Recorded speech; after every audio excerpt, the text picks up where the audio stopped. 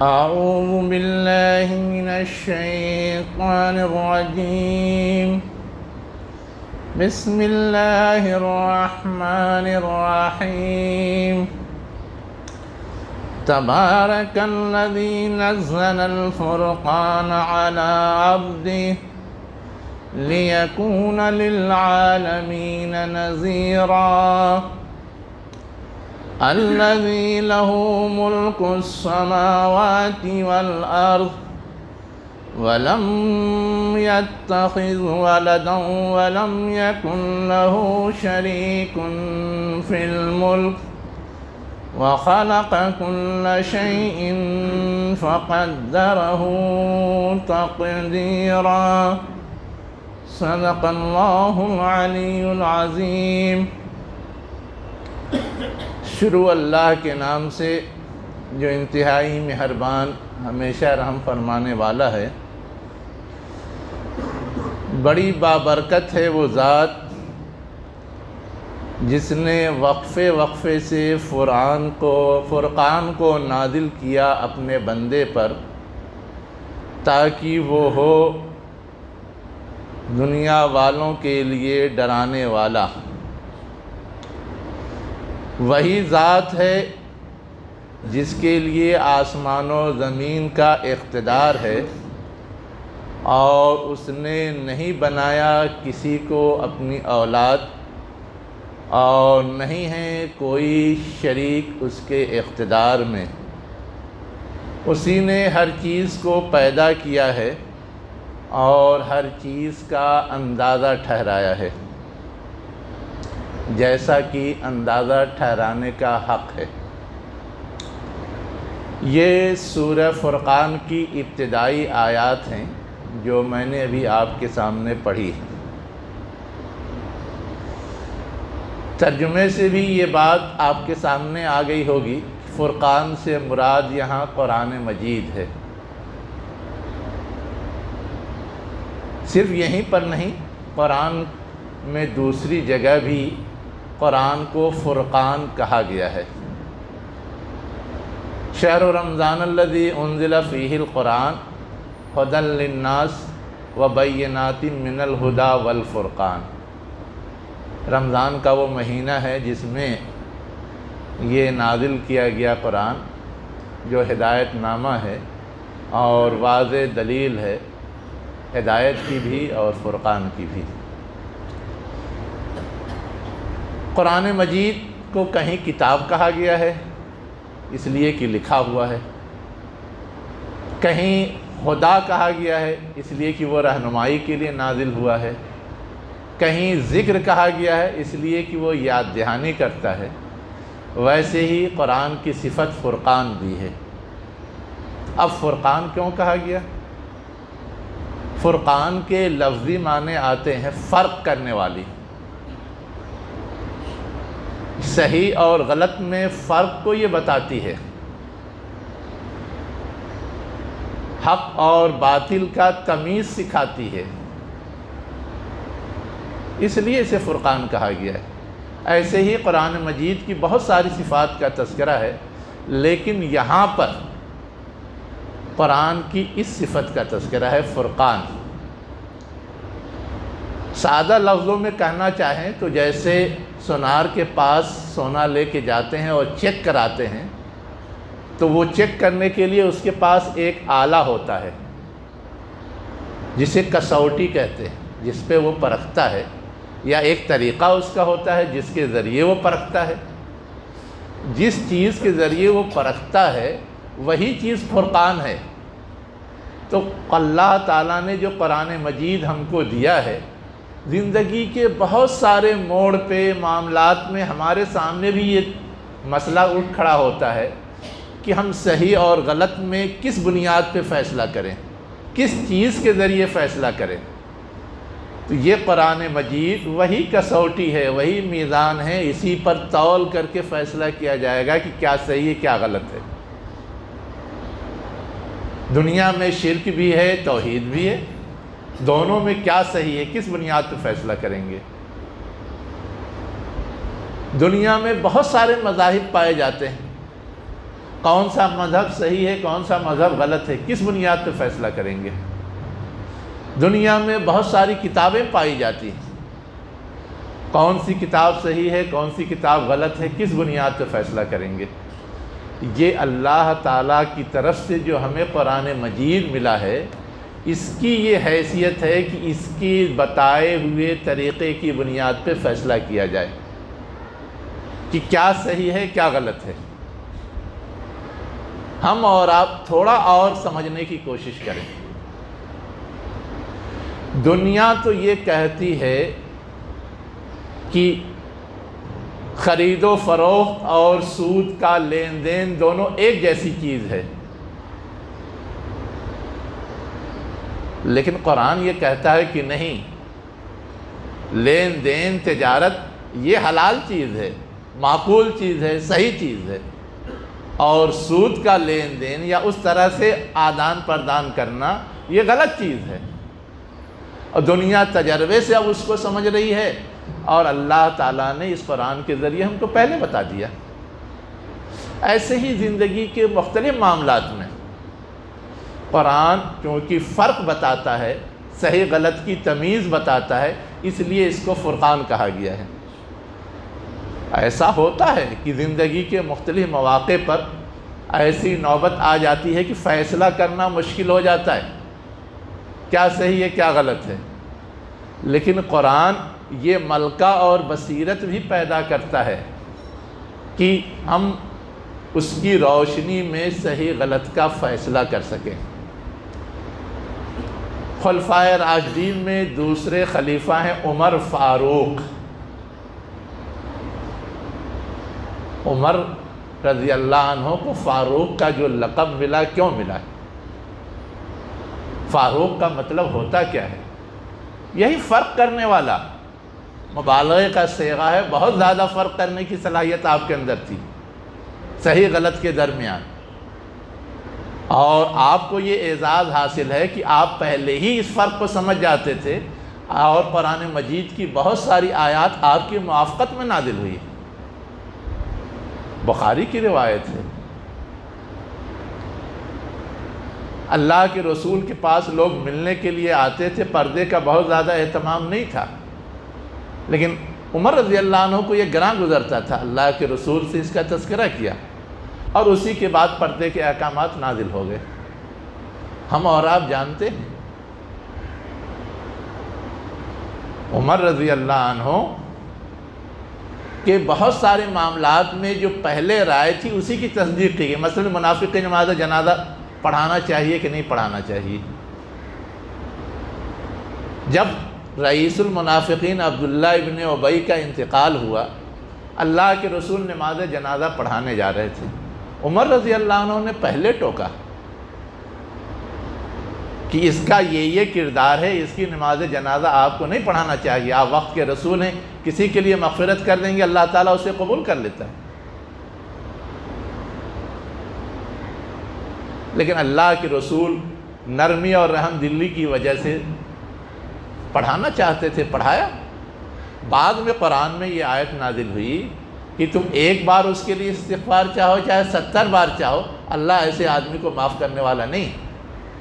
تو کیا اسٹینڈ ہونا چاہیے؟ عمر رضی اللہ عنہ کو یہ ملکہ حاصل تھا کہ وہ فرق کر لیتے تھے۔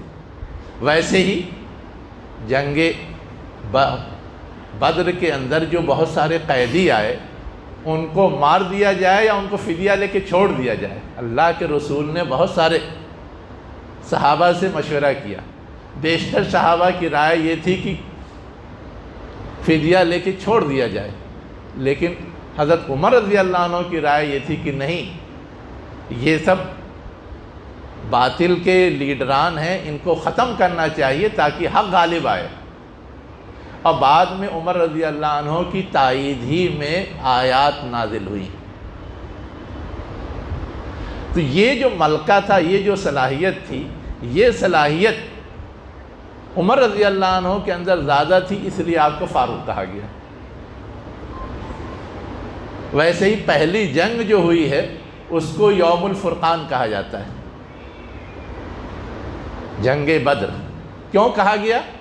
اس لیے کہ ابو جہل جو قریش کا سردار تھا اس نے یہ اعلان کیا تھا کہ جو اس جنگ میں جیتے گا وہی حق پر سمجھا جائے گا۔ اب جب اہل ایمان جیت گئے تو گویا وہ حق پہ قرار پائے، حق اور باطل کا فرق اس کے ذریعے واضح ہوا، اس لیے اس کو بھی قرآن مجید میں یوم الفرقان کہا گیا ہے۔ تو یہ وہ پہلو ہے قرآن مجید کا جو واضح کرنے کے لیے قرآن مجید کی یہ صفت بیان کی جاتی ہے۔ ایک سوال یہ ہو سکتا ہے کہ یہاں اس سورے کے شروع میں یہ بات کیوں آئی ہے؟ اس کو بھی سمجھیے۔ اس سورے کو اگر آپ پڑھیں گے تو آپ کو یہ ملے گا کہ دشمنان اسلام قرآن پہ طرح طرح کے اعتراضات کرتے تھے، کہتے تھے یہ پہلوں کے قصے ہیں، کہتے تھے یہ جھوٹ گڑھا ہوا ہے، کہتے تھے یہ اہل کتاب کے کچھ جانکار ہیں انہوں نے املا کرا دیا ہے، کہتے تھے یہ کھلا جادو ہے۔ اس طرح طرح کے اعتراضات کرتے تھے، جس کا جواب ابھی آگے کی آیات میں دیا گیا ہے، اور جواب دے کر کے کہا گیا کہ ان سارے پہلوؤں سے تم غور کرو کہ جو قرآن کی خاصیت ہے، خوبی ہے، یا جو رسول کی خاصیت ہے اور خوبی ہے، اس سے کیا یہی نتیجہ نکلتا ہے؟ توحید پر زیادہ زور دیتا ہے، شرک کی تردید کرتا ہے۔ تم کہتے ہو پرانوں کے قصے ہیں، محمد پڑھا لکھا نہیں ہے، وہ لکھ کیسے لا سکتا ہے؟ محمد نے کسی سے تعلیم نہیں حاصل کی ہے، پھر وہ کسی سے سیکھ کر کے کیسے تمہارے سامنے اسے بیان کر سکتا ہے؟ محمد کو کہتے ہو جادو گر ہے، اپنے جادو کے بل پر یہ چیز پیش کر رہا ہے، لیکن جو دنیا میں تم بہت سارے جادوگروں کو دیکھتے ہو وہ اور محمد میں تمہیں کوئی فرق نہیں نظر آتا۔ اسی طرح وہ اعتراض کرتے تھے کہ پہلے تو آسمانی کتابیں ایک ساتھ دے دی گئی تھی، تورات ایک ساتھ حضرت موسیٰ علیہ السلام کو دے دی گئی تھی، تو ویسے ہی قرآن ایک ہی مرتبہ کیوں نہیں نازل ہو گیا، کیوں تھوڑا تھوڑا کر کے نازل ہوتا ہے؟ اس کا بھی جواب دیا گیا کہ تھوڑا تھوڑا کر کے اس لیے نازل کیا جا رہا ہے کہ تھوڑا تھوڑا کر کے سمجھنا، ہضم کرنا اور اس کو عملی روپ دینا آسان ہے، محفوظ کرنا آسان ہے۔ ہمیں اپنی صحت بنانے کے لیے روز کچھ نہ کچھ کھانا رہتا ہے، لیکن ہم ایسا نہیں کرتے کہ 10 دن کا ایک مرتبہ کھا لیں، ہضم ہی نہیں ہوگا۔ تو یہ جو جوابات دیے گئے ہیں یہ صرف قرآن پر اعتراضات کے جوابات نہیں ہیں، اس سورہ میں حضور کی رسالت پر بھی اعتراض تھا کہ کسی فرشتے کو رسول ہونا چاہیے، یہ تو ہماری طرح کھاتا پیتا ہے، یہ کیسے رسول ہو سکتا ہے؟ کسی مالدار کو رسول ہونا چاہیے، مکے اور طائف کے جو مالدار ہیں ان پہ قرآن نازل ہونا چاہیے تھا، یہ تو غریب آدمی ہے، صاحب حیثیت ہے ہی نہیں، ان پہ کیسے قرآن نازل ہو گیا؟ اس طرح کے اعتراضات تھے۔ تو اس طرح کے جتنے اعتراضات تھے اس کے جوابات اس میں دیے گئے ہیں اور اس کو واضح کیا گیا ہے۔ کیا معلوم ہوا کہ قرآن مجید لوگ جو طرح طرح کے اعتراضات کرتے ہیں گڑمٹ کرنے کے لیے، مس گائیڈ کرنے کے لیے، بھٹکانے کے لیے، ان سارے اعتراضات کا جواب دے کر کے صحیح بات کی نشاندہی کرتا، اس لیے فرقان ہے، کسوٹی ہے۔ اب یہاں پر یہ بات واضح کرتے ہوئے کیا کہا اللہ نے کہ اللہ تعالیٰ نے جو قرآن کے اندر اس طرح کی چیزیں رکھی ہیں کہ تم صحیح غلط میں تمیز کرو، یا جو چیز صحیح ہے اس کے دلائل بیان کیے ہیں، یہ اللہ کی طرف سے برکت کے طور پر ہے یا اس کا مظہر ہے۔ کیا کہا گیا؟ تبارک الذی، بڑی بابرکت ہے وہ ذات جس نے اس کو اپنے بندے کے اوپر نازل کیا ہے۔ برکت کا مطلب ہم لوگ کیا سمجھتے ہیں؟ برکت کا مطلب یہی تو سمجھتے ہیں نا کہ ایک چیز سے جتنا فائدہ ملنا چاہیے اس سے زیادہ فائدہ ملے، اس سے زیادہ فائدہ ملے۔ ہم نے 5 کلو پکایا، یہ ہے کہ 25 لوگ کھائیں گے، لیکن اس میں اگر 40 لوگ کھا لیتے ہیں، 50 لوگ کھاتے ہیں، ہم کہتے ہیں اس میں بڑی برکت ہو گئی۔ تو اب یہ جو برکت کا مفہوم ہے، ویسے ہی قرآن جو نازل ہوا ہے اصلاً تو زندگی کا راستہ بتانے کے لیے نازل ہوا ہے، لیکن زندگی کا راستہ بتانے کے ساتھ ساتھ جو راستہ بتا رہا ہے وہ کیوں صحیح ہے، اس کی دلیل کیا ہے، وہ کیوں قابل ترجیح ہے، وہ کیوں قبول کرنے کے لائق ہے، اس کی وجہ بھی، اس کے اسباب بھی بتاتا ہے۔ تو میں نے جیسے سود کی مثال دی، ویسے ہی شراب حرام ہے تو کیوں حرام ہے، اس کا نقصان زیادہ ہے اس لیے حرام ہے، بتاتا ہے، وغیرہ وغیرہ۔ تو یہ چیز یا یہ خاصیت جو قرآن مجید کی ہے، یہ اللہ کی طرف سے گویا ہدایت اور رہنمائی کے علاوہ مزید عنایت اور بخشش کے طور پہ قرآن میں یہ خاصیت رکھی گئی ہے کہ وہ فرقان ہے۔ پریکٹیکل سوال یہ ہے کہ ہم کو اور آپ کو زندگی کے مختلف مواقع پر جب ضرورت پڑتی ہے کہ صحیح غلط میں تمیز کریں، تو کیا ہم قرآن کو اس اینگل اور اس نظر سے لیتے ہیں کہ قرآن کی روشنی میں طے کرنے کی کوشش کریں کہ اس میں سے کیا اختیار کرنا چاہیے اور کیا نہیں اختیار کرنا چاہیے، کس چیز کو اپنانا چاہیے اور کس چیز کو نہیں اپنانا چاہیے؟ ہمارے اور آپ کی زندگی میں بہت طرح طرح کے مسائل آتے ہیں۔ مثلا اس وقت ہم لوگ جہاں ہیں وہاں ہمارے لیے ایک بڑا مسئلہ ہے کہ ہم اللہ کے قانون کو اپنائیں یا انسانوں نے جو قانون بنا رکھے ہیں اسے اپنائیں۔ ایک بڑا مسئلہ ہے،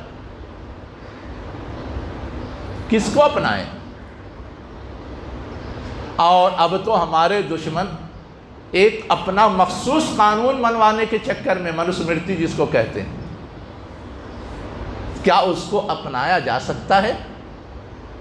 اب اس مسئلے کا حل ہم کو تلاش کرنا ہے، کہاں سے ہم طے کریں گے، کس بنیاد پہ طے کریں گے؟ یہی کتاب ہم کو بتائے گی کہ الہی قانون کے مقابلے میں انسانی قانون کو نہیں اپنایا جا سکتا، اس لیے کہ اللہ کا علم بڑا، اللہ کی صلاحیت بڑی، اللہ کا اقتدار بڑا، اللہ کی نظر وسیع وغیرہ وغیرہ، جو بہتر قانون بنانے کے لیے خوبیاں ہوتی ہیں۔ تو ہم کو اور آپ کو اس طرح سے قرآن مجید اپنے معاملات میں گائیڈ کرتا ہے۔ یہاں پر دو باتیں اور ہیں جو خاص طور سے سمجھنے کی ہیں۔ ایک بات تو یہ کہی گئی کہ اللہ نے یہ قرآن وقفے وقفے سے نازل کیا ہے۔ میں نے بتایا کہ اس کی حکمت کیا ہے۔ ہمیں اور آپ کو اس سے جو پیغام ملتا ہے وہ یہ کہ ہم کو بھی قرآن کو مستقل پڑھنا چاہیے، تھوڑا تھوڑا کر کے پڑھنا چاہیے، تھوڑا تھوڑا اس کو اپنی عملی زندگی میں لانے کی کوشش کرنی چاہیے۔ صحابہ کرام کے سلسلے میں آتا ہے کہ وہ سورہ بقرہ آل عمران 8 سال تک پڑھتے اور سمجھتے رہتے تھے تاکہ اس کو اپنا سکیں، اس کو عملی جامہ پہنا۔ وہ ان کا قول ہی یہی ہے کہ ہم اتنا وقت اس میں اس لیے لگاتے تھے کہ پڑھ کر کے سمجھ لیں اور اس کو عمل درآمد کر لیں تاکہ پھر اگلا حصہ اپنائیں۔ ہم اور آپ پڑھتے ضرور ہیں، پڑھنے کا بھی ثواب ہے اور فائدہ ہے، لیکن اصل فائدہ اس کو عملی زندگی میں اپنانے کا ہے۔ اور قرآن مجید وقفے وقفے سے تھوڑا تھوڑا کر کے اسی حکمت کے تحت نازل ہوا۔ تو ہم کو اور آپ کو یہ پیغام بھی ہے کہ ہم اس حکمت کے تحت اس کو اسی طرح اپنی عملی زندگی میں لائیں۔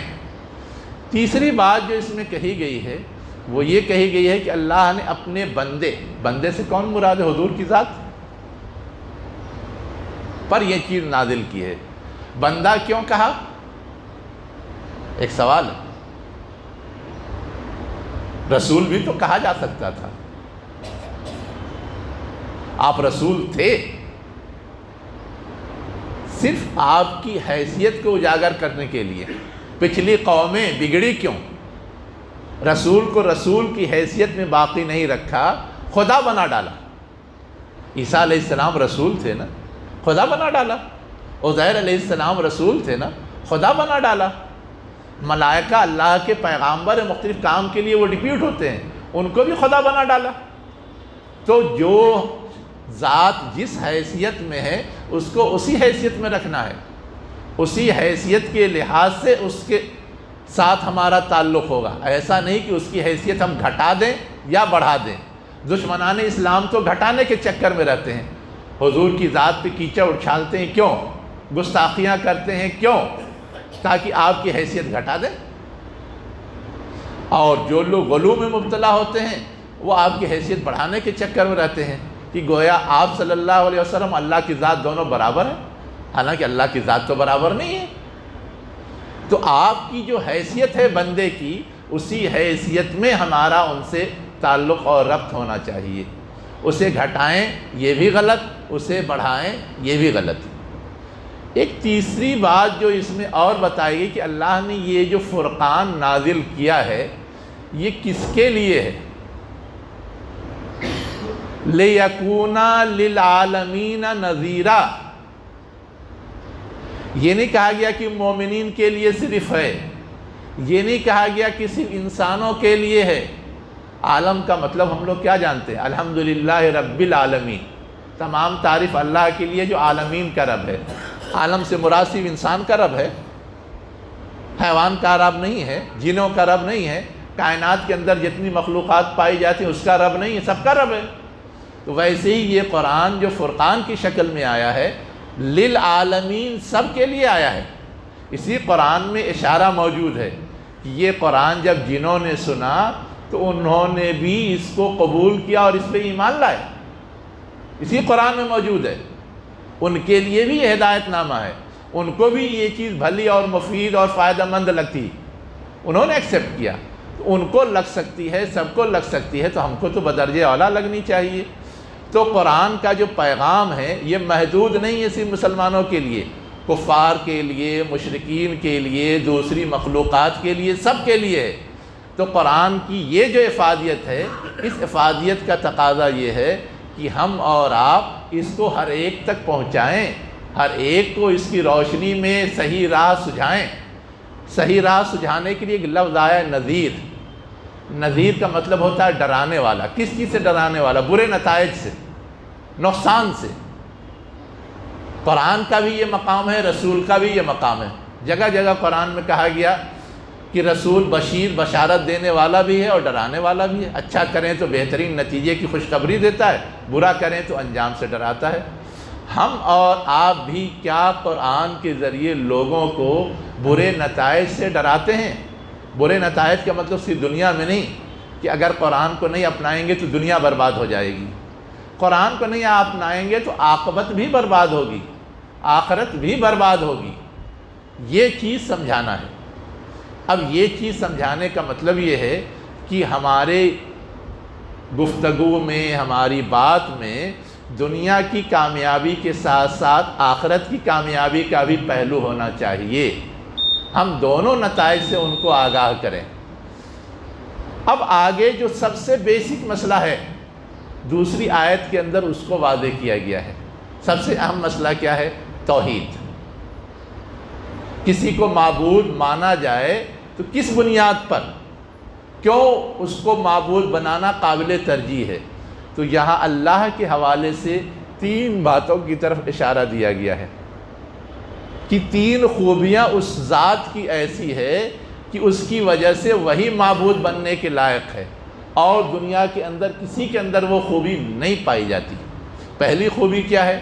دنیا کے اندر جتنی چیزیں ہیں سب سے زیادہ پاورفل ہستی وہ ہے۔ کیا کہا گیا؟ الذی لہ ملک السماوات والارض، وہی ذات ہے جس کے لیے آسمانوں اور زمین کا اقتدار ہے، پاور ہے۔ اللہ کے مقابلے میں کسی کے پاس اللہ سے زیادہ پاور ہے دنیا میں؟ نہیں۔ ہر ایک مجبور ہو جاتا ہے کسی نہ کسی موڑ پہ آ کر کے، محتاج ہوتا ہے، ضرورت محسوس کرتا ہے کہ کسی سے ہمیں سپورٹ اور مدد مل جائے۔ دوسری چیز جو بتائی گئی کہ اس نے ہر چیز کو پیدا کیا ہے، خالق ہے۔ باقی کائنات کی جتنی چیز ہے وہ مخلوق ہے۔ تو جب وہ خالق ہے اسی کو یہ حق حاصل ہے کہ اس کو برتر تسلیم کیا جائے۔ مخلوق خالق کے برابر تو نہیں ہو سکتی، اس کے بالمقابل تو نہیں ہو سکتی۔ تیسری چیز یہ بتائی گئی کہ اللہ تعالیٰ نے ہر چیز کا ایک اندازہ ٹھہرایا ہے، اور وہ اندازہ اس کے حسن تدبیر کی دلیل ہے۔ اندازہ ٹھہرانے کا مطلب کیا ہے؟ جیسے سورج ایک خاص وقت میں نکلتا ہے، ڈوبتا ہے، زمین ایک خاص انداز سے گردش کرتی ہے، ہوا ایک خاص انداز سے دنیا میں ہر اس جگہ پہنچتی ہے جہاں اسے پہنچنا چاہیے۔ پانی جتنا ضرورت ہے اتنا اللہ تعالیٰ نے اس زمین کے اندر رکھا ہے تاکہ ہر مخلوق کو وہ پہنچے، اس کا پورا ایک نظام قائم کیا ہے جو بارش کے ذریعے ہوتا ہے۔ تو یہ جو اندازے ہیں جو ہر ایک کو اپنے اپنے مقام پر رہتے ہوئے پورا ہوتا ہے، یہ پورا سسٹم اور نظام اللہ تعالیٰ نے قائم کیا ہے، اور اس کا پورا ایک پلان ہے۔ ایسا پلان کسی اور مخلوق کے اندر ہم محسوس کرتے ہیں؟ نہیں کرتے۔ تو جب اللہ ان خوبیوں کا مالک ہے تو دوسرے معبود جو ان خوبیوں کے مالک نہیں ہیں، ان کے اندر کمزوری پائی جاتی ہے، وہ خود حاجت مند ہیں، وہ خود مخلوق ہیں، وہ بہتر انتظام کی صلاحیت نہیں رکھتے، پھر ان کو کیسے معبود بنایا جا سکتا ہے؟ تو یہ جو مشرکین تھے ان کو سب سے پہلی بات یہی سمجھانی تھی جس کی طرف اس آیت میں اشارہ کیا گیا ہے۔ میں نے یہ بات آپ کے سامنے اس لیے رکھی ہے کہ ہمارے درمیان بھی زیادہ تر مشرکین اور کفار ہیں، شرک و بت پرستی میں مبتلا ہیں۔ ان کو اگر ہمیں توحید سمجھانا ہے تو کیسے سمجھائیں؟ انہی چیزوں کو اجاگر کرنا چاہیے کہ جس کو تم کہتے ہو کہ یہ معبود ہیں ان کے اندر یہ خوبیاں پائی جاتی ہیں یا نہیں۔ مثلا ایک مسئلہ کھڑا ہوا اور بہت کھڑا کیا جاتا ہے کہ اللہ اور اوم ایک ہے، لیکن اللہ کی خوبیاں یہاں بیان کی گئی۔ اب ان خوبیوں کا مقابلہ وہ جو اوم کی خوبیاں بتاتے ہیں اس سے کیا جائے گا، اور دونوں کا مقابلہ کر کے یہ طے کیا جائے گا کہ کون بہتر ہے۔